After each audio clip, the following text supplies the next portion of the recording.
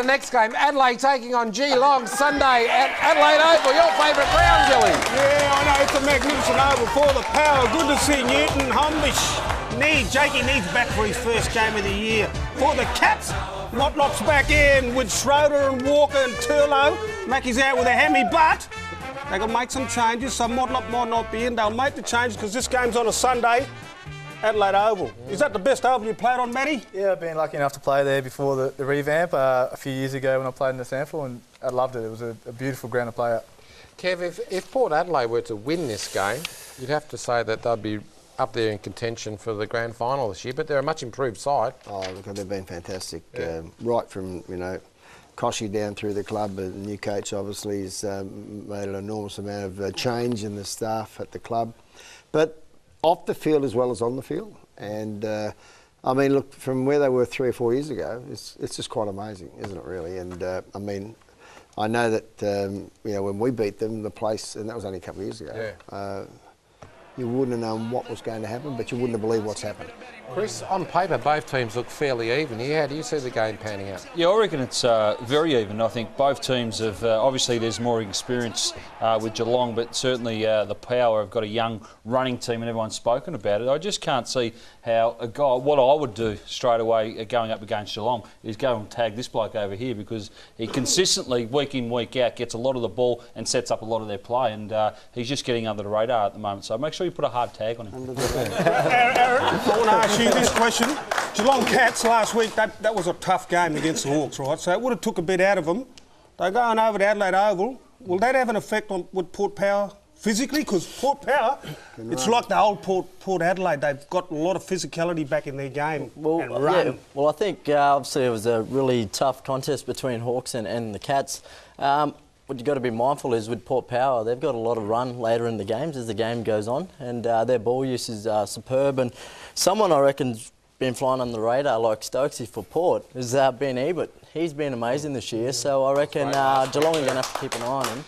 Yeah, Matty, Port Adelaide, they like to run out games very late into the contest, and they've been very good this year doing that, right to that final siren at the end there. But is that something that perhaps you might have spoken at Geelong, that they will play the 4 quarters right out? Yeah, I think you know what you get when you play them, and you've got to be prepared to run hard, and they've said it out in the media as well, and we listen and we see the way they play, so we're well aware of how they run out games, but we're going to back ourselves to say that we can outrun them just as much as they do the running in the last quarter. So hopefully we can stick with them and we'll come away with a win. And as if they don't go quick as it is, they already got Jakey Need in, so that the need for speed, what do you think there? A little Needy coming in? I think they're. You better bring your best running game. And when Ken Hinkley told everyone that, I thought he's very confident about these players running out games. As Geelong, they've got a lot of experienced players. You go through the list there. You've got Johnston, Selwood, Bartel, Kelly, Stokesy, Hawkins, all that.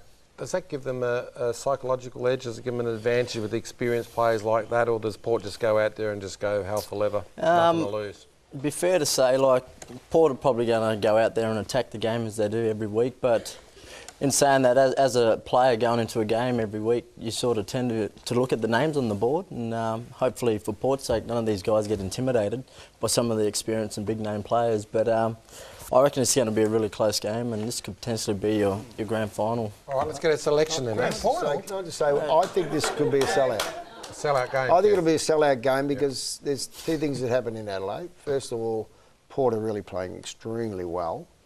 Geelong's a fantastic side. And the Adelaide Crow fans that won't go and watch Adelaide away, they'll come along to try and make sure that Port get beat. Selection, Aaron, please. And as much as I love Port Adelaide, I still reckon Geelong's going to win. Thanks,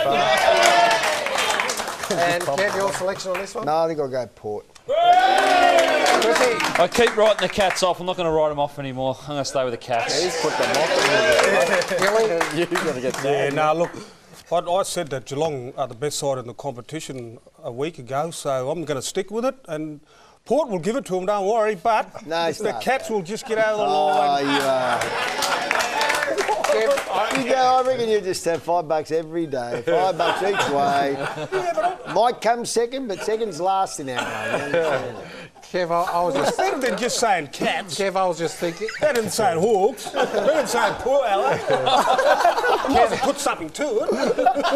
Kev, I was just thinking how much last week's game might have taken out of Geelong against Hawthorn. And I'm with you. I think Port Adelaide might win this one.